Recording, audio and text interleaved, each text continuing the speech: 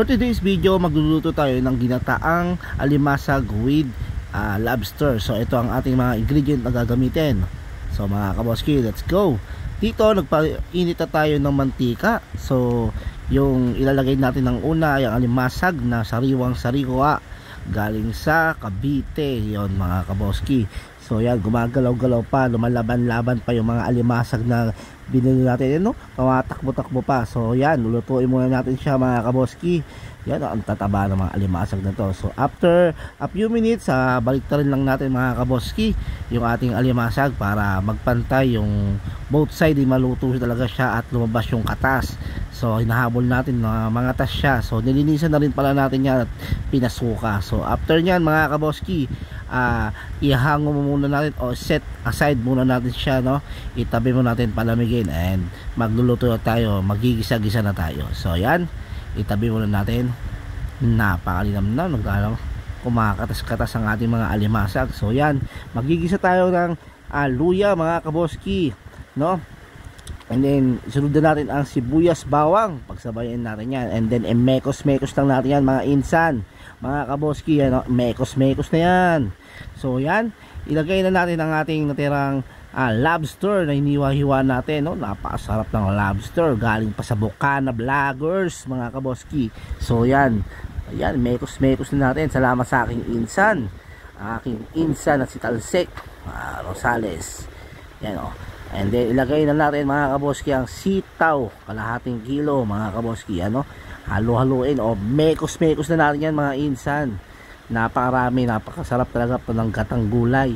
Yan mga insan, takpan lang muna natin and then palambutin muna natin yung ating sitaw. Mas masarap ilagay yung malambot yung sitaw mga kaboski.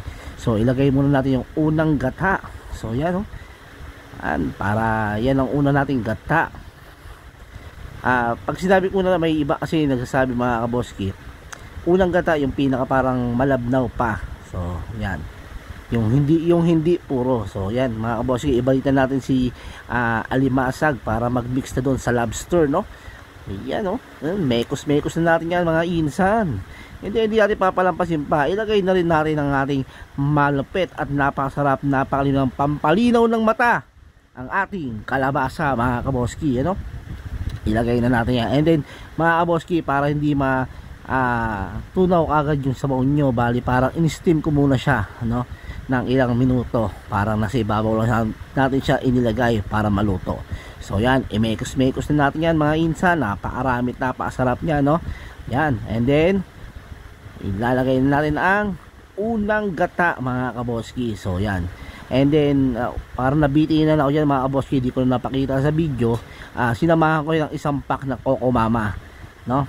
Kayo, medyo nabitinan lang ako sa gatang nabili ko, kaya bumili pa ako ng isang Coco Mama. Sorry, di ko na nasama sa video. So yan, imekos-mekos na natin mga kaboski, ano? Mekos-mekos din, takpan lang natin hanggang lumambot ang ating mga gulay. And then lalagay na natin ang ating mga pampalasa. Ano ba nga ito?